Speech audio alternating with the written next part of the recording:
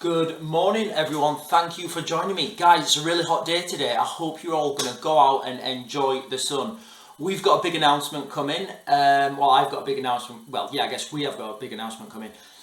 I'm going to do you a video later on today from my garden. It's absolutely wild. I can't believe what's actually happening, but you know, it's I don't know whether it's fate, serendipity, whatever, but something's going to be happening later on today, guys, and it's going to be awesome.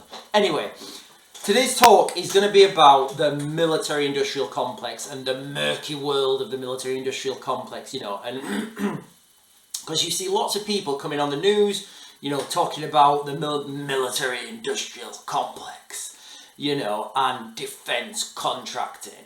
And what I want to do with this video, I want to just, you know, dispel a lot of myths that are out there, because it's quite an easy target for liberals to attack.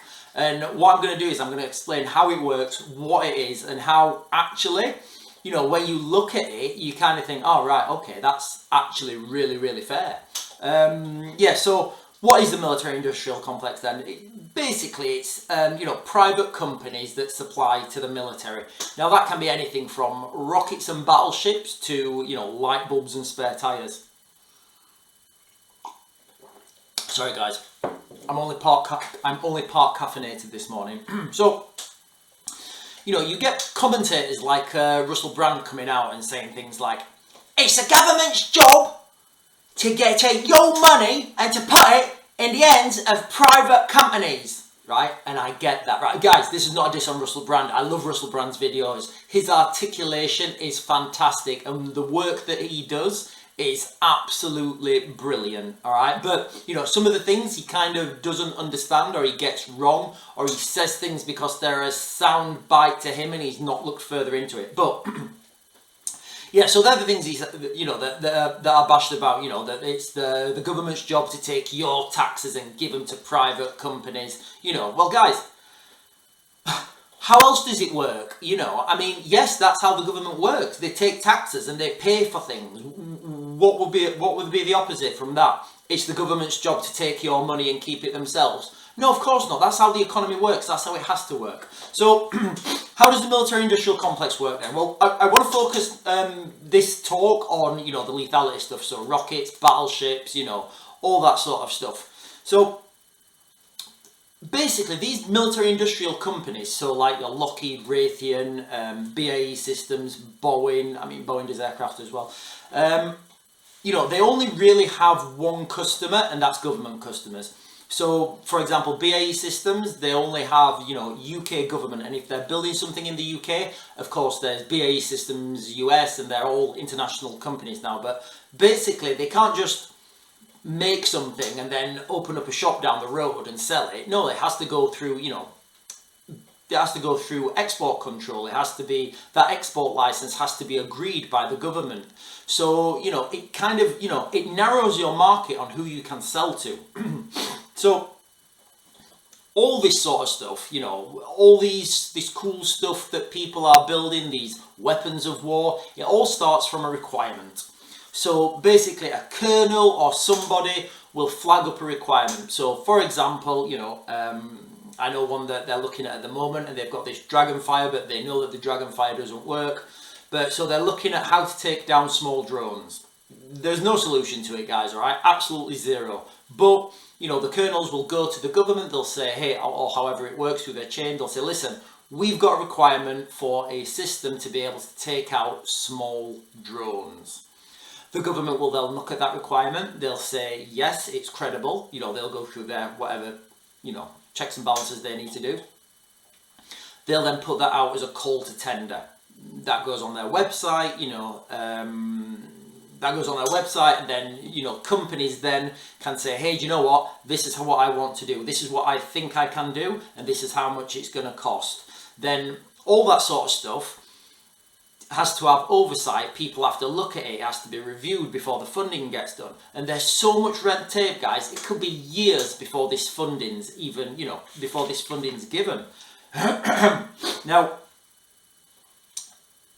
the back door to this funding also, the way it works, and it's kind of just the way it works in the industry. So what would happen is a colonel would be working, or somebody would be working with a private company. So say Colonel X is working with Company X, and before this call even goes out to tender, Colonel X says to Company X, right, I'm about to put a requirement in for a piece of equipment that does this, this, this, this, and this. The company will say, right, okay, I can do that. But then the company will come back to the colonel and he'll say, right, okay, I know another company that can do this. To make sure I win this contract, can you put down that the requirement has to also do this, this, and this, because I know that other company can't do it and I'm the only one that can do it. So you've kind of got like, you know, transparent opaqueness somehow, because yes, the tenders do go out to call and it is a free and fair process of that, but if you've got pre-knowledge of that tender going out by said colonel or whoever, you know, and you can meet them requirements, and you can as a private company, if you can tweak those requirements before they even go in, you've got a vastly higher chance of winning that, you know, of winning that contract. Just as a side note, it's a lot easier to get funding for medkit and stuff with a medical, you know, so when you see these medical evacuation drones and medical supply drones, eventually that technology will have a bomb on it or a machine gun on it somewhere.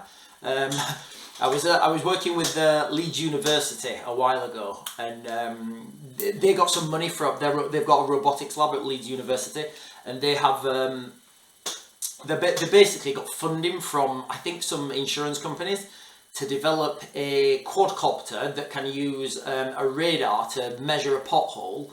The quadcopter can come and back then, once it's measured the pothole, it can get some sort of, they're developing, again, in the, I don't know what it is, some sort of quick, lightweight concrete or something.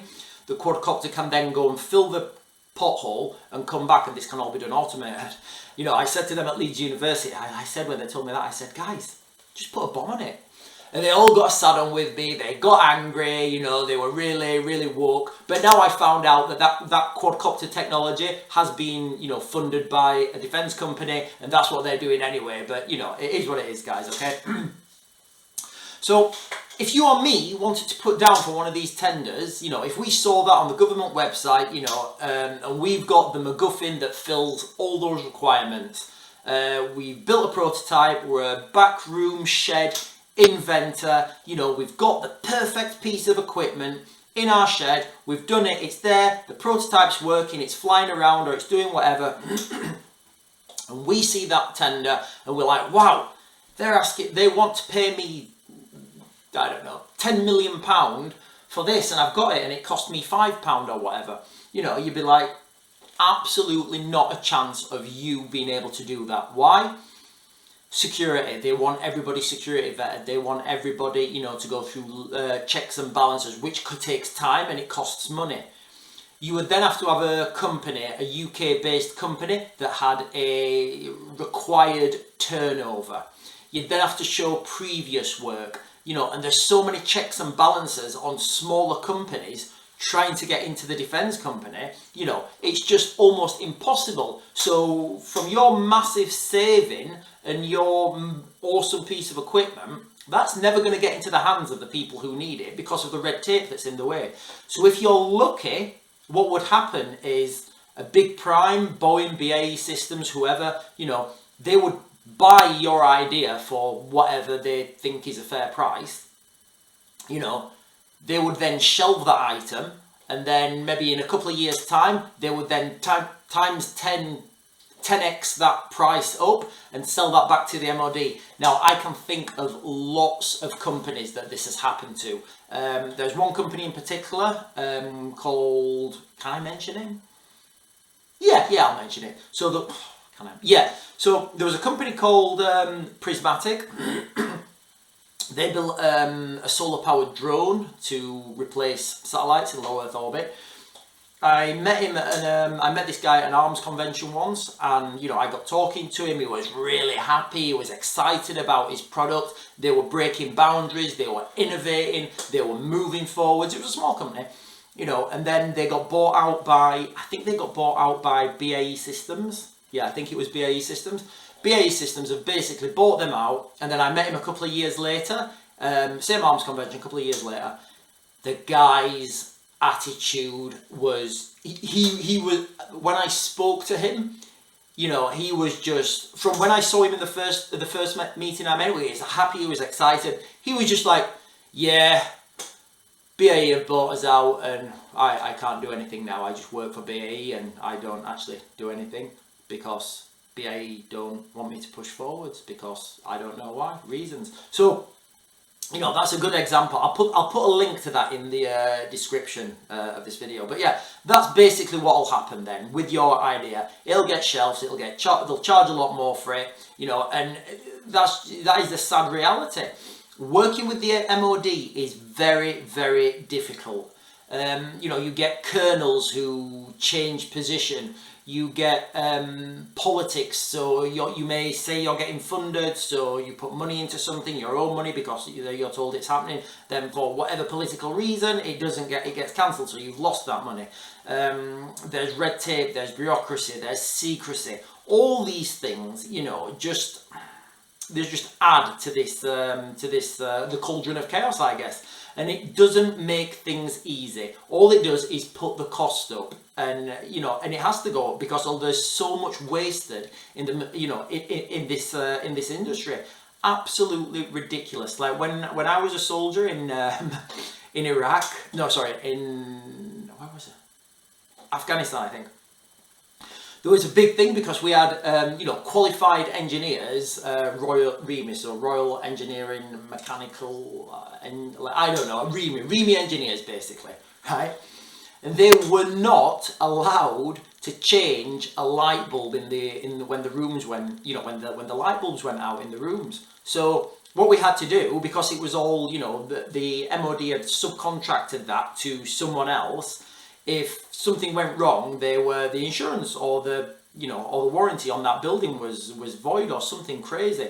So we had literally engineers sat there with the bulb gone out, and they couldn't, you know, they couldn't unscrew it and put another one in. No, they're not qualified for that.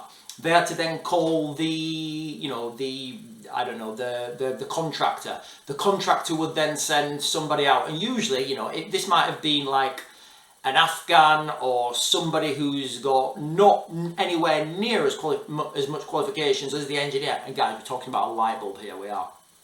You know, they would come out and change the light bulb, and that was all cost. They would then bill them for that cost. It's absolutely wild, guys, all right, that you know, that this works. And, you know, and you get a lot of, and again, you know, you get a lot of colonels as well, or I say colonels, but you get a lot of ranking officers putting requirements into these companies and communicating with these companies because they'll get a job with that company afterwards. Now, I don't particularly think that's a bad thing that ex-military are working with defence companies, because who else would you have?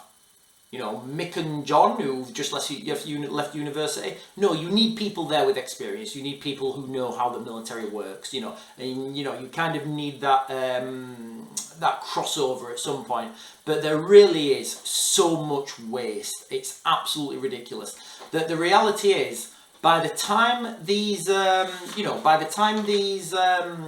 funding, but by the time, you know, product X has gone from requirement to funding, it's normally obsolete. Like this, like the Dragonfire laser, that is a perfect example of a requirement that went in. By the time it's in production and being used, the technology is obsolete. So that's a waste of money. We've got the Ajax project, you know, that was an absolute disgrace, embarrassment. We've got the aircraft carriers that don't work. We've got the Watchkeeper drones that's been absolutely ridiculous. I actually remember at the same arms convention, I was in the aviation part, and you know, I said to the RAF guy, I said, "Why have you gone for this engine?" You know, and he gave me some answer. I said, "Mate," I said, "that engine will fail." I said, "It's a rotary engine. Rotary engines fail. That's what they do. There's no, you know, there's no arguing there. It's fact. That engine is it's not a low quality. The engine fails 100% of the time. Nobody wants them. Nobody uses them because they fail. You know, and then he said, oh yeah, but you know, we know it fails, but it's the power to weight ratio and we can replace the engine every so many hours. And I just thought, dude, have you ever been on operational tour? Are you deluded? When are you going to get those logistics supplies in if you're operating in a forward operating base? You know, how is that supply chain going to work? It's not going to happen. I can remember as well when I was in Iraq, in the invasion 2003, whatever it was. You had the whole US military with, you know, with the patches and gunships and, you know, all sorts of aviation stuff, you know, doing strafing runs on Iraqi positions. Britain had 2 Lynx helicopters, all right, 2. One of them had broken down and the other one, only 1 missile pod worked. So the whole of Britain, their aviation was 1 Lynx and 4 rocket pods. It was embarrassing, you know, and it's kind of because of reasons like this that it just doesn't work. But yeah, anyway, so that's the reality of the situation, guys. Okay, so let's talk about profits then. You know, so you know we've got, again, I don't mean to pick on him. You know, he's done some awesome work. You know, but when he picks on the military-industrial complex, you know, I think he needs to take a deeper understanding and a deeper look at what it actually does and what it produces. Let's think about what the military-industrial complex does produce. You know, they produce stuff and they do innovate. Now, there's massive problems with it. I know there's huge problems with it. They pay their staff too much. They don't innovate. They don't look for cheaper materials. They don't. There's a lot of stuff they don't do and a lot of stuff they could do better. But let's just talk about profit now, guys. So let's talk about Prudential. So Prudential, and you'll see where I'm going with this, guys. So Prudential is a UK-based financial. It's like an insurance company, I guess. Prudential. Guess how much profit they made in 2023? Just for context. Well, again, I'll put the link in the description. But the new profit they made in 2023. So as I understand, this goes on top of their old profit. But the new profit they made was 3.1 billion. That's profit. That's after everyone's paid. That's in the bank. That's job done. EDF Energy. So they're a French energy company, and I kind of didn't want to put them in this video because I thought, well, they're French and they're operating in the UK. They're still one of the biggest energy providers in the UK. But then I thought, well, BAE Systems, they do operate globally as well, so I thought it's fair to put that in. So EDF Energy, they made 10.6 billion profit, and this is in US dollars, guys, okay? 10.6 billion US dollars in 2023. That's the reality. Pfizer Pharmaceuticals, guess how much profit they made? 58 billion in 2023, which is down from 100 billion that they made in 2022. So 2022, 2023, they've made 158 billion. Okay? BAE, so bear that in mind now, but keep those numbers in mind. BAE System, UK's biggest arms manufacturer. You know, they build all sorts, ships, aircraft, you know, you name it, they build it. How much profit did they make? 2023. They made 2.9 billion, which was up from the previous year. So you can see from these numbers, you know, the profit margin is not, yes, it's a lot of money, 2.9 billion. But when you put it in context with an insurance company, you know, it's kind of not that, it's not what everybody thinks about these huge profit margins, these huge, you know, and all these people taking loads of money, and, you know, people like Russell Brand saying, you know, more money for Lockheed, more money for this. Yes, okay, there is money. But, you know, let's look at these other companies. What do they produce? What does EDF produce? What does it produce? Nothing. It gives you electricity. They plug you into an already existing system, and they give you your energy and they take the money. What does Prudential produce? What do they build? What do they provide? What do they give? Nothing. They give you, so you give them some money, and then if you have an accident, they give you some money back. You know, that's the reality. Pfizer, what do they actually produce? And yes, I get the argument. They do have huge R&D costs. They do have, you know, a lot of outgoing costs. But guys, the profit there, that is the profit. 100 billion in 2022, 58 billion in 2023. That's profit. So you can see now that these, military industrial complex companies, the profit is not as high as everybody's saying, and there's huge problems with the, with these arms manufacturers. Oversight, exclusivity, secrecy. Where I live in the UK, there's two companies probably less than a mile away from each other, and within like a 3-mile area. One of them could be retooled to build drones, and that would be a lot cheaper. And I said to him, dude, you could literally build some really big drones in here, And another company that builds off-road vehicles that are better and cheaper than Land Rover Defenders, what the military use. And I said to both of them, I said to the guy with the vehicles, I said, dude, have you, these are better than Land Rovers. He said, yeah, we know. I said, have you thought about getting in the military? He said, mate, there's too much red tape, I can't be bothered. And that's the reality. I said to the other guy, I spoke to him about drones. He didn't really, understand what I was talking about. He thought I was mad because, essentially, at the moment they build caravans, I looked at the tools they've got, I looked at the structure, I looked at the facilities, the roads in and out, and I said, dude, you need to build drones here. Anyway, he didn't really know what he was talking about. But, so there's a lot of problems in the military-industrial complex, okay? People flooding them with money is not, it's just not, it isn't there, it's not really a thing.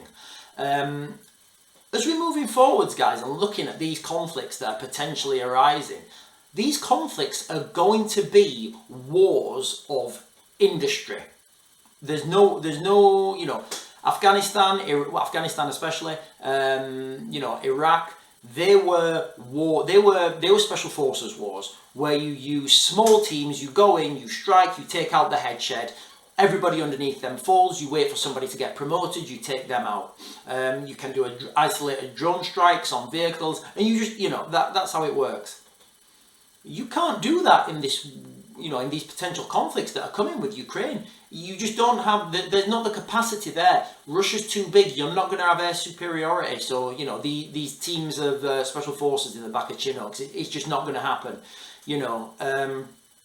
Being able to do these long-range missile strikes with, F-16s or whatever, you're not going to be able to do that. You're not going to be able to fly into enemy territory. You will get shot down.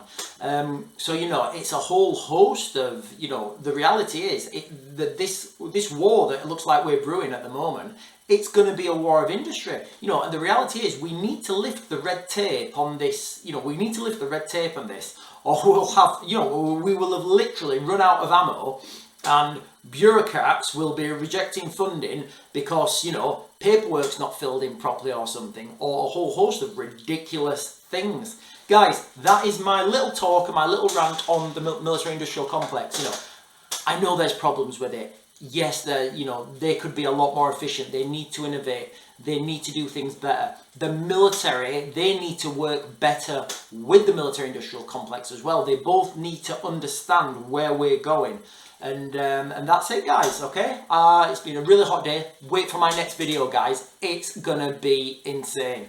By insane, I really do mean insane. That's it, guys. I'll speak to you later.